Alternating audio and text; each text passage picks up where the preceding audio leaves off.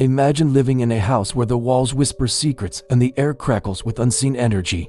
For the Turin family, this wasn't imagination, it was their terrifying reality.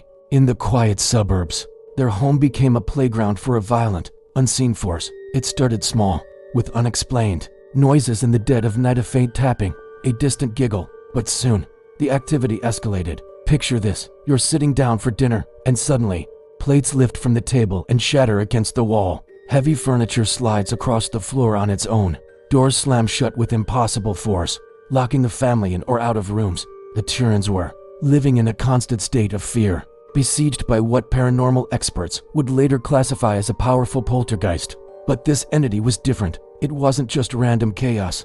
There was an intelligence to it, a purpose. Amidst the physical pandemonium, a voice began to emerge. At first, it was just a whisper, carried on the drafts that chilled the house to the bone. The family would catch fragments, thinking they were hearing things, but the whispers grew louder, clearer, more insistent, until one word echoed through the halls. Day and night, a single name, Rosa. Who was Rosa? The Turins had no idea. They had no connection to anyone by that name. Yet, the name was everywhere, whispered in their ears, traced in the dust on mirrors, and sometimes screamed by a disembodied voice that seemed to come from everywhere at once. The phenomena became so violent and specific that the family, desperate and terrified, finally called the police. They were skeptical, of course. Who wouldn't be? They suspected a prank, or perhaps a cry for help from a troubled family member. Officers were dispatched to investigate what they assumed would be a routine domestic call.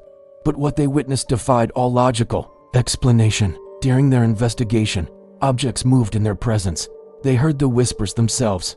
They documented faucets turning on and off and lights flickering with no electrical cause. The house felt alive, and it was angry. The police were stumped, but they couldn't ignore the evidence of their own senses. The constant repetition of the name Rosa felt less like a random haunting and more like a clue, a desperate message from beyond the grave. The investigation shifted. It was no longer just about a poltergeist. It was now a potential missing persons case, or worse. The police began digging into the history of the property and the surrounding area, searching for any record of a girl named Rosa who might have a connection to that land. After weeks of searching through old town records, census data, and long-forgotten archives, they found her. Decades earlier, a young girl named Rosa had lived in a house that once stood on the very same plot of land. Her life had ended tragically, and her death had been shrouded in mystery, officially recorded as an accident. But the violent energy in the Turin's home suggested something far more sinister. The investigators, now guided by this ghostly informant,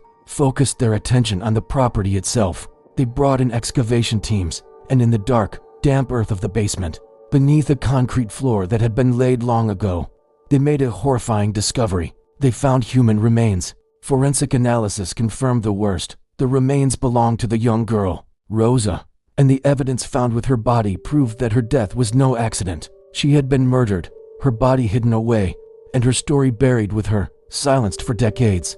The poltergeist wasn't a random haunting. It was Rosa herself, her spirit trapped and restless, unable to move on until her story was told and justice was served. Her rage and sorrow had manifested as a storm of paranormal activity, a final, desperate scream for help that echoed across the years until someone finally listened. The Turin family had unwittingly moved into a home that was also a tomb, and they became the catalysts for uncovering a dark secret. The case of the Turin family poltergeist is a chilling reminder that sometimes the dead do not rest. They wait, they whisper, and they rage until the truth, no matter how deeply buried, is brought into the light. Rosa's voice, once silenced by a terrible act of violence, ultimately became the key that unlocked her own murder case. For more chilling cases where the dead refuse to stay silent, be sure to follow and subscribe to Hollow Voice. Here, the truth always finds a voice. Thanks for watching.